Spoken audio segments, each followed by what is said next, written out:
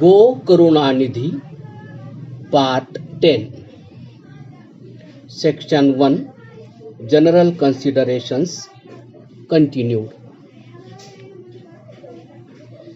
The young ones born by one she-goat in its lifetime, number 24 on an average, as some goats bear one at the minimum and some 3 at the most. Suppose 2 of them die prematurely and 22 survive.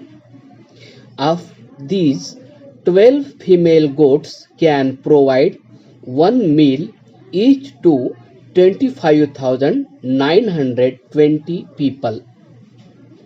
If the yield of its progeny is considered, countless number of people can be fed.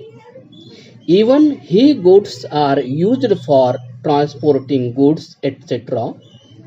Besides, the wool of goats and sheep provides material for clothing and thus is a source of great comfort and pleasure to people. Although a sheep yields less milk than a she-goat, yet its milk is more energy-giving and has larger content of fat in it. Similarly, the milk of other milch cattle also provides various kinds of benefit and pleasure to mankind. As the camel is of great use, so the horse and the elephant too serve many purposes. Similarly, the pig, the dog, the cock, the hen, the peacock and other birds are of considerable service to mankind. Those who wish to make use of even the deer, the lion and the like beasts, or even the peacock and the like birds can do so.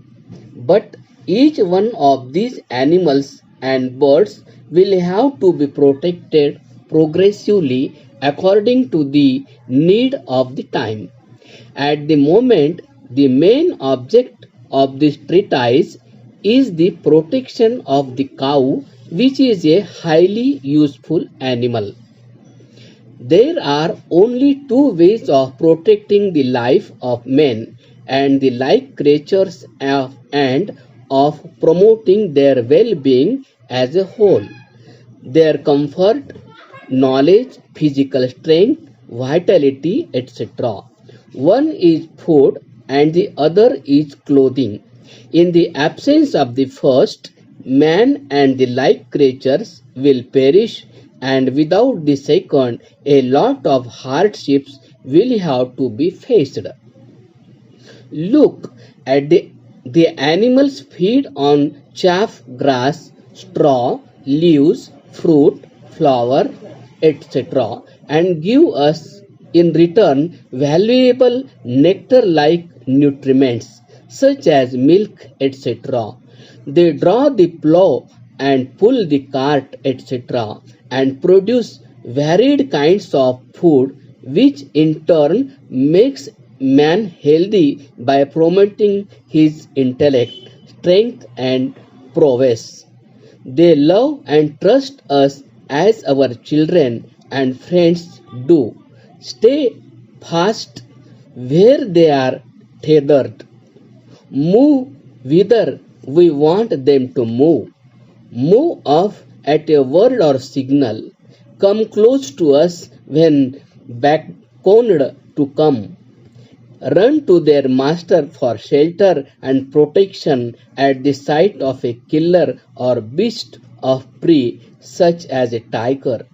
Even on their death, their hide, that is leather, is used for protecting humans for thorns, etc.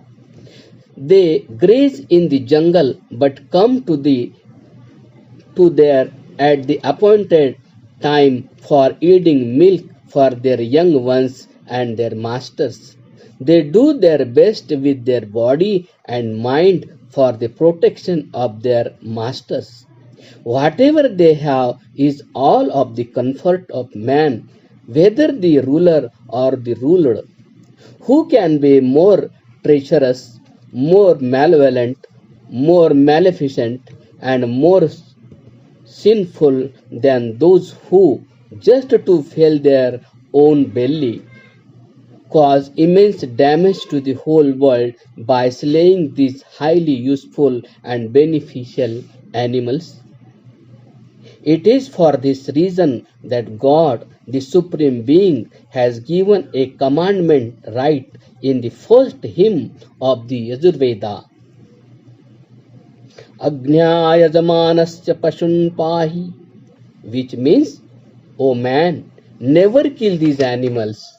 Protect the animals of the Yajman, the man who does good to all, for in this way you will also come to be fully protected. And for this reason, the Aryas from Brahma till today have regarded and still regard violence to animals as a sin. Besides, if the animals are protected, the prices of food grains do not rise, because if milk etc. are available in plenty, the poor too can get these commodities, leading to lower consumption of food grains. And if there is decrease in the consumption of cereals, there will be less of human waste, which in turn will cause less of foul gases, further resulting into decreased pollution in air and decreased contamination in rainy water. All this will still further lead to the reduction in the incidence of diseases and finally to the happiness of all. All this goes to prove that with the destruction of the cow and the like animals, both the ruler and the ruled alike go to the dogs, because the decrease in the number of animals causes decrease in the supply of milk and the like commodities, while farming and the like occupations get a serious setback. You may see that at a present, even if we spend 10 times the money, we cannot get as much of milk, ghee, that is purified butter, oxen, etc., as we used to get 700 years ago. The reason is that during these 700 years, many flesh-eating foreigners who kill the cow and other animals have come to and settled in this country. They do not spare even the bones and the flesh of these universally beneficial animals.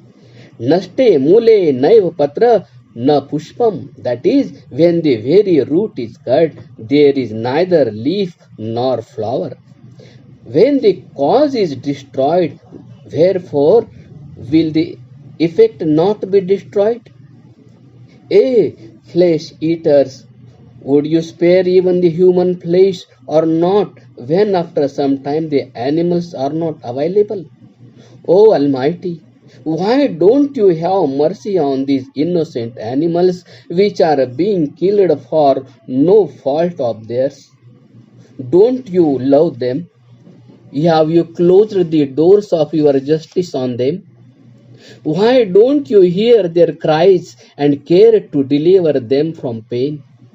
Why don't you arouse pity in their soul and expel cruelty, hard-heartedness, selfishness, foolishness, and the kindred vices from their hearts, so that they may avoid committing these sinful deeds?